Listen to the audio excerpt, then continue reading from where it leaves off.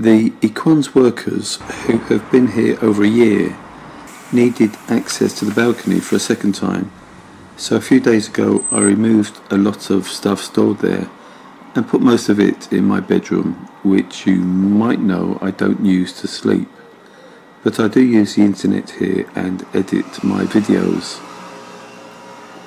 Before Bella was sent to Bongo Heaven last year, I kept a few reminders of her. To give me more sleeping space in her very generous rear, I'd removed her rear seats probably in 2017, when I began using her as a safer place to sleep each night. And those seats were stored in the bedroom, but not to sit on. At some point last year, I did arrange them as seats, though I don't use them as such, but do work on my laptop on one.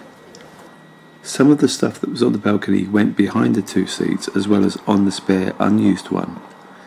Yesterday, while working on my laptop, I looked across to the other seat and could barely believe what I was seeing. My old Sonicam, which I presumed was lost, was perched on the front. It must have vanished while I was storing the bits and pieces on the balcony, and in the process of removing them a few days ago to store in the bedroom, it found its way to greet me. I had purchased another used one on eBay whenever that was, as I feel naked without a bike cam, and so I have two now, though I haven't checked whether the found one works. The battery was inside and a memory card, and it's some of the memory card's contents which form today's video. The recordings were from April to July last year, 2024, and I probably have uploaded some of these videos before. Most of these recordings are from within the lift. The invisible lady within the lift had a limited vocabulary. She would inform the occupants which floor they were on, and that the doors were opening and closing. She vanished some years ago.